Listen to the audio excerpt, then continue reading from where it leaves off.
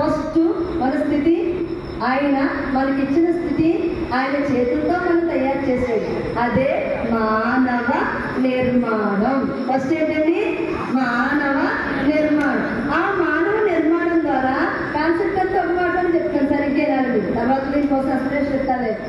మానవ నిర్మాణం అంటే మనము ఆయన చేతులతో మనం తయారు చేసుకున్నాడు.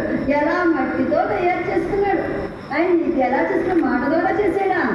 అన్నిటినీ మాట ద్వారా సృష్టించిన ఆయన ఆయన చేతులతో చేసుకున్నాడు. అదేనండి, అదే మానవ నిర్మాణం. మనం ఆయన కుమారులుగా కుమార్తెలుగా ఉన్నాం. ఫస్ట్ వన్ అర్థమైందండి? అర్థమైందా? ఫస్ట్ వన్ అర్థమైందా? నీ స్థితి ఏమిటి అనే వాక్య పరిచర్యలో ఫస్ట్ ఏంటి? మానవ నిర్మాణం.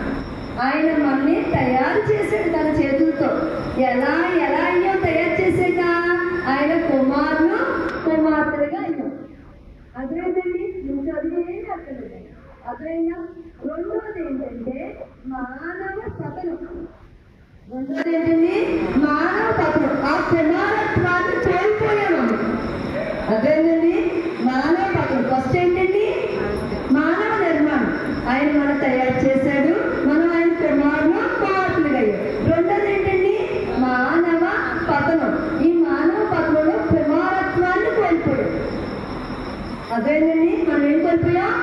కుమారత్వాన్ని కోల్పోయాం. పాపంలో పడిపోయాము, ఆయన బిడ్డల నుంచి వెళ్ళిపోయాం, బయటికి గెంటేశాడని. అదే ఆయన బిడ్డలుగా మనం బయటికి గెంటపడ్డాం. అది కుమారత్వాన్ని కోల్పోయాం.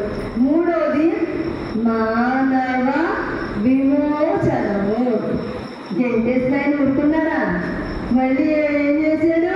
మళ్ళీ ఆయన మానవుడిగా పుట్టాడు. పుట్టి మనకి విమోచన ఇచ్చాడు. అదే రక్షింపబడ్డం. దాన్ని ఏంటి? రక్షించబడ్డం. మూడోది అర్థమైందండి? 4 ముక్కల్లో చెప్పేస్తాను గంట వాక్యాన్ని. మూడోది ఏంటండి? మానవ విమోచనం అంటే రక్షించబడ్డం. నాలుగోది మరలా తప్పిపోయే ప్రమాదం.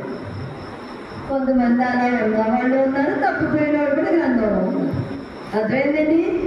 ఈ రోజున మన ఈ 4వ స్థితిలో ఏ స్థితిలో ఉన్నామో అన్నది ఈ రోజున వాటి యొక్క స్టేటస్ స్థితి ఏమిటి అంటే ఏంటంటే అసలు ఈ 4 ఎందులో ఉన్నాం? ఫస్ట్ ఏంటి?